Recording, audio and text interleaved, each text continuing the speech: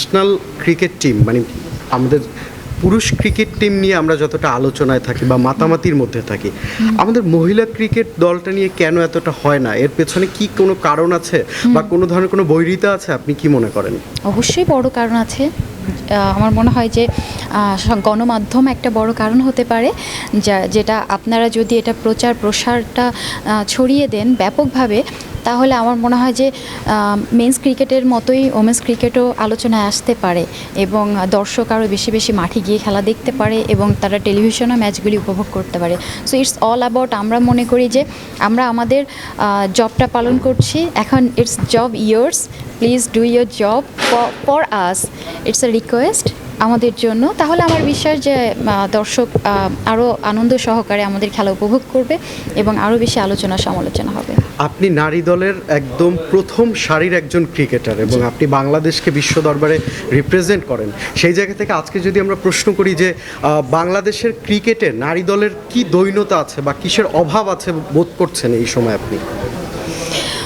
এখন আসলে অভাবের সময়টা চিন্তা করার মতো সময় নয়, এখন আমাদের সামনে এগিয়ে যাওয়ার সময়। কারণ আমরা অলরেডি আইসিসির চ্যাম্পিয়নশিপের আন্ডারে যে ম্যাচ সিরিজগুলি হওয়ার কথা 2025 সাল পর্যন্ত চলবে, আমরা অলরেডি 3টা সিরিজ খেলে ফেলেছি, নিউজিল্যান্ড সিরিজ, শ্রীলঙ্কা সিরিজ এবং ইন্ডিয়া সিরিজ। সো এখন সামনে এগিয়ে যাওয়ার কথা এবং আমরা সেই দিকেই ফোকাস রাখছি। আমরা সামনে এগিয়ে যাব, match by match, series by series আমরা ফোকাস করব এবং ইনশাআল্লাহ আমরা যতগুলি ম্যাচ জিতে পয়েন্টগুলি আর্ন করতে পারবো, আমাদের নেক্সট জেনারেশনের জন্য আমরা আসলে একটা টার্গেট সেট করতে পারবো। So we are just building now a building.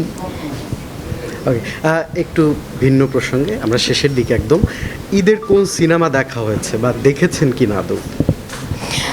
আমি আন্তরিকভাবে দুঃখিত, আমি আসলে হলে গিয়ে সিনেমা দেখি না 2008 সাল থেকে কোনো একটা কারণে।